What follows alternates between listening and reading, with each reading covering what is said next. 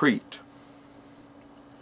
Dear Robert, writing you I have this sense of riding paper sailboats drenched in water, capsized once too often now to sense the tremors on the surface. Common sense, or what might pass for it, the way that fire replaces logic when the sounds and scents of surging crowds confound a reader's sense, forbids me entertaining thoughts of island pimps or roughnecks, pouncing as you land home free from Athens with, say, 50 cents in your pocket and a heart as light, low there on your sleeve, as leaves in light. Odd how thoughts bring other thoughts to light.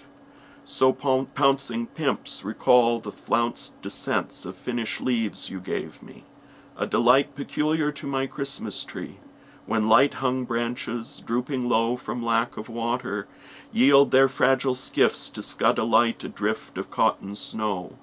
They might shed light directly on those leaves, green sleeves of fire, rejoiced at Kensington in.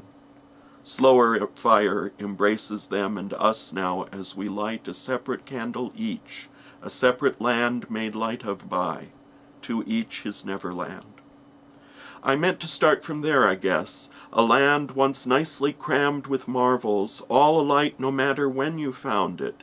Now a land condensed to cave for you, for me a land empty of people, walled in by the sense how much alone we are, how when we land again upon our feet we ought to land drowning, like a singing head in water brimming over with the song that water underground releases, sighting land towards the east, and upwards into fire, heavenwards to oriental fire.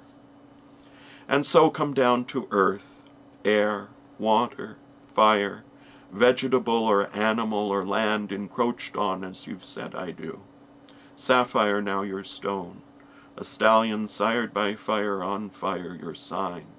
Beneath a tree of light, my friend, I feel you're like that tree, on fire. Out of the east a light. Within us fire retains its power to derange the sense each has of each, the series of ascents we give each other.